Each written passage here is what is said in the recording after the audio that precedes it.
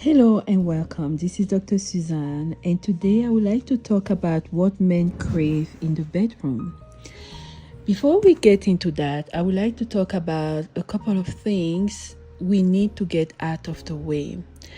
The first one is that it's not okay to take the initiative to initiate sexual intercourse with your husband.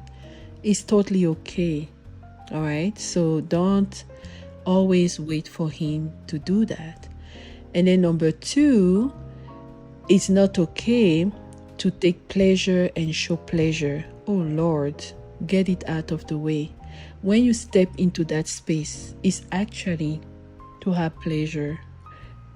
Make up your mind that you're going to have orgasms out of the experience and be fully prepared. Okay, all right, so now that's out of the way, let's talk about a few things men would love for you to do in that bedroom space for intimacy, sexual intercourse.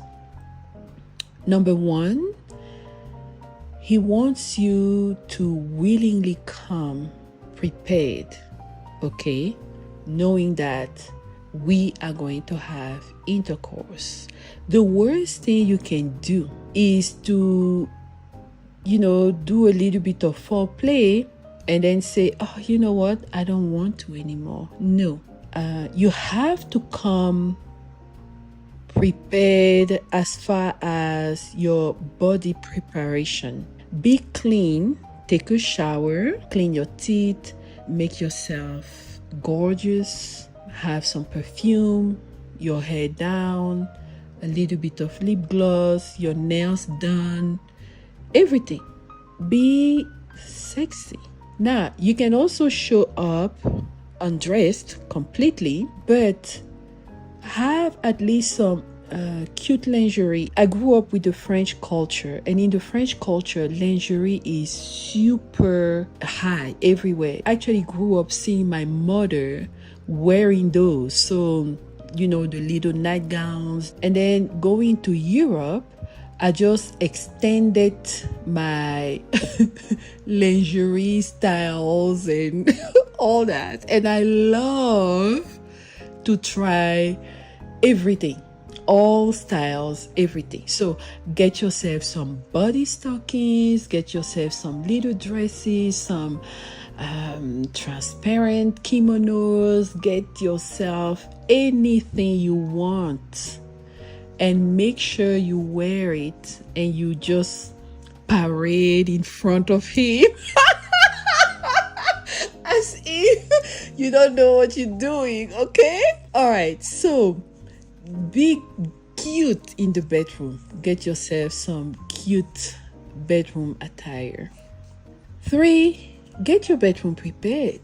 Get some candles, get some flowers. I love flowers. I get them for any reasons, right? Get yourself some bedsheet perfumes, linen sprays, that's the name. Just organize your room. First of all, your room has to be kind of sexy. You have to have some cute curtains with nice fabrics, silk or velvet, or just things that are very feminine, very refined like that. You should have that in your bedroom. Make it cute.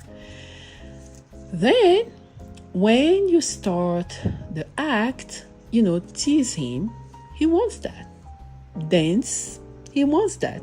Get your hip belts that make some noise and shake your hips a little bit. Why not?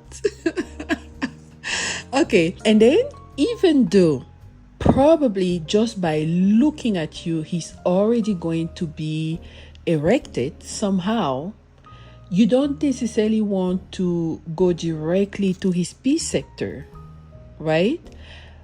Even though he wants you to pay attention to that. But what you do, you just caress it a little bit, you kiss it a little bit, and you go to other areas away from it. You can give him a foot bath or a foot massage, of some leg massages or buttocks massage or neck massage, whatever. But you want to start away from that middle part. But you definitely want to give attention to his preceptors. I have a series of massage oils. I have a preceptor oil. That one, when you use that, it's going to give him more. You see what I mean? Okay, so you don't necessarily have to use that if you already know that your husband is already, a good size. So anyway, what else? So when you are in the act, he wants you to tell him if what he's doing is giving you pleasure.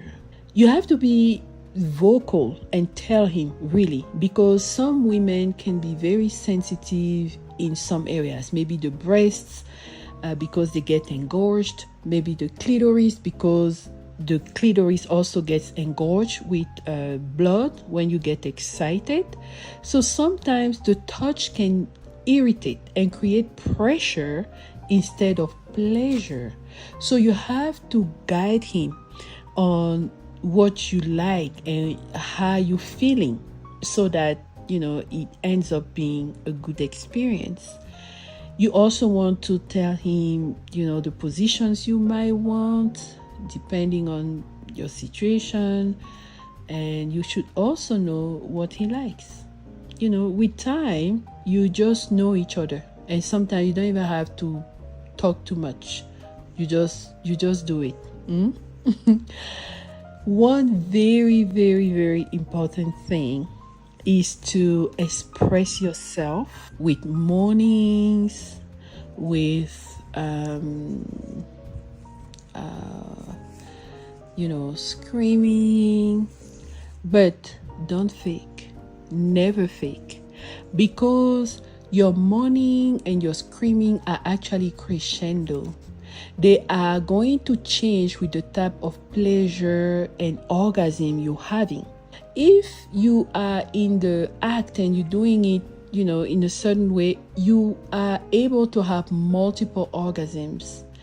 And sometimes the way he touches you, just by the surprise of what he did, is going to give you a different kind of reaction. So you actually should never fake. You should be in touch and in tune with both your bodies, and also make sure that he's getting his own pleasure. Okay? So basically, that's what I have to say. Also, take away, I would say, the performance stress. Like, you expect him to get you to this point, because sometimes even during intercourse, you can have little issues, like maybe premature ejaculation, or he's not able to get erected consistently, or maybe your foreplays were too long and then something happened, or if that happens, it's okay.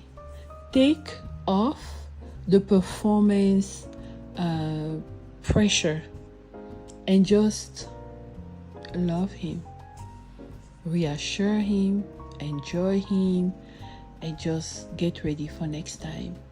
Okay? It's all right. Well, thank you so much for listening, and I'll talk to you later. Bye.